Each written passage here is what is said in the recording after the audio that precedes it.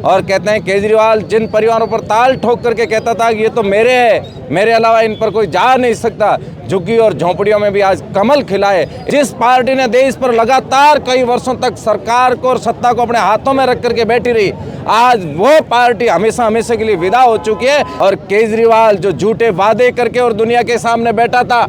Free की योजनाएं दुनिया के सामने बता करके बैठा था, सरकारी स्कूलों का ढांचा सुधारने के जो वादे किए थे, आप दिल्ली के सरकारी स्कूल और उन योजनाओं को और खोखे वादों को देख करके दिल्ली की पूरी जनता में त्रैमाम मच चुका था। आप आज बाड़मेर के साथ साथ पूरे भारतवर्ष में एक खुशी का जश्न देख रहे हो और बाड़मेर में कार्यकर्ताओं का जो उत्साह और जोश है उसको देख करके और आप सबको लगता होगा कि दिल्ली की सरकार कितनी इम्पोर्टेंट थी। आपको बताते हुए बड़ा हर्ष भी हो रहा है कि भारतीय जनता पार्टी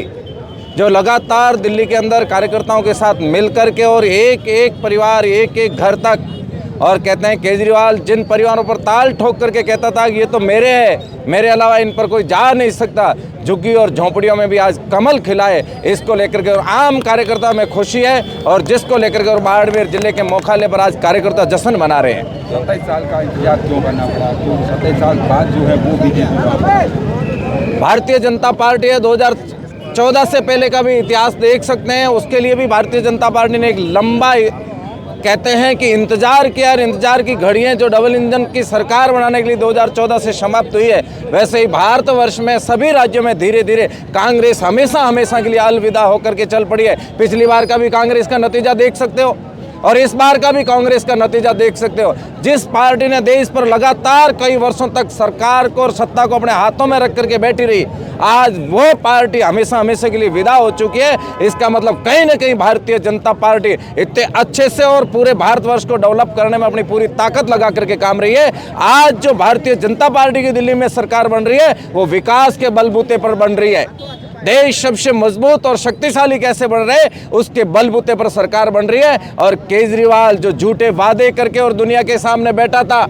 फ्री की योजनाएं दुनिया के सामने बता करके बैठा था, सरकारी स्कूलों का ढांचा सुधारने के जो वादे किए थे, आप दिल्ली के सरकारी स्कूल और उन योजनाओं को और खोखे वादों को देख करके